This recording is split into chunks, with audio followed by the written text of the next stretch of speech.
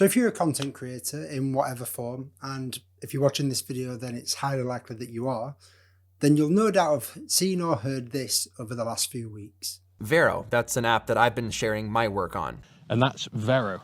I made an account on Vero. So everyone's talking about Vero. Vero.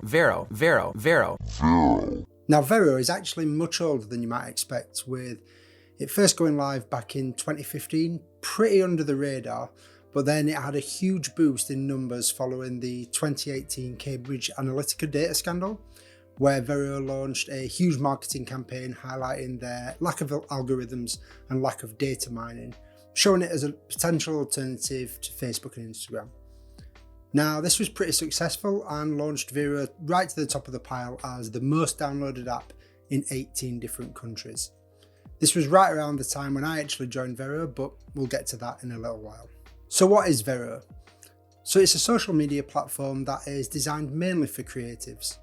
It's a place where you can share your work along with a whole host of other things, such as recommendations or reviews of everything from books to music to TV, even games, as well as using the app to make and receive voice and video calls.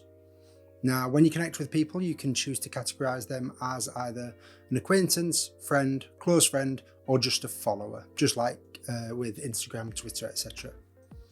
Now, your feed has no algorithm. It simply shows everyone that you follow with everything in chronological order. So far, so good, right? Now, my concerns and whether I think Vero really is as good as it's being made out to be by those advertising it recently comes down to a few different things. Firstly, although the app is in a bit of a renaissance at the moment, the community on there is still very small and very new. If and when you do first start on there, you'll likely be following the people that you already follow across all other platforms and people that you know already. Now, there's nothing wrong with this at all, but it does mean that once you've done that, you're likely going to reach a plateau other than the small list of featured profiles that updates from time to time on the homepage. Now, because there's no algorithm, there's no real organic reach, and I've even noticed some people on there trying to do the old follow unfollow bullshit that used to happen on the likes of Instagram. Secondly, and most importantly for me, if you're looking to use Vero as a business tool, it's going to be really difficult because it's mainly other creatives on there. Now, that's fine for showcasing your work, sharing what you want to share, etc., like with other social platforms, but it's not good if you're looking for clients.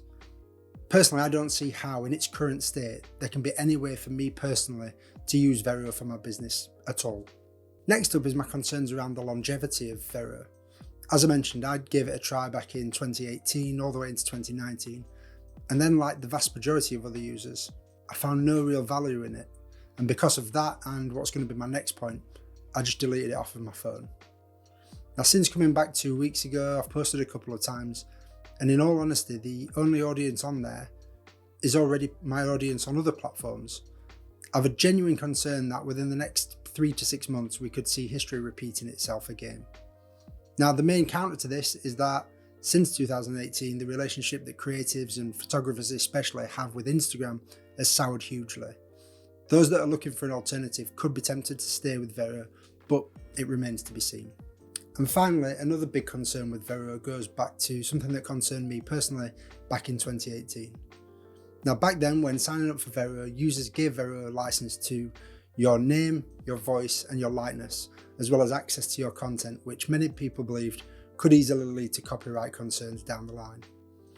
Now, the terms and conditions were updated back in 2020 after uproar around this, and it now states, this license is not being used by Vero to sell your user content to third parties or otherwise profit off of your user content in any way that would be unrelated to Vero providing and promoting the service. And it does not give Vero any rights to own your user content or limit your ability to use your user content however you wish outside of the service. However, reading through this agreement in full, it still doesn't really fill me with confidence. When you've got an app that is free, doesn't have any advertising or data mining, and apparently solely makes money through their in-house affiliate linking, you do have to think that there's something missing somewhere. Now, all of this said, if people really do get on board with Vero and a genuine community of not just creatives, but anyone and everyone begins to build, then it really does have the potential to be the Instagram killer that it was touted as back at its inception. Only time will tell. But what are your thoughts? Have you downloaded Vero? Are you going to? Are you one of those like me who tried it and gave up a few years ago? Or are you not interested in it at all and think that it's all just hype? Let me know down in the comments below. I'd be really interested to find out and hopefully have some discussion with you guys about that. Other than that, thank you so much for watching, and as always, I'll see you in the next video.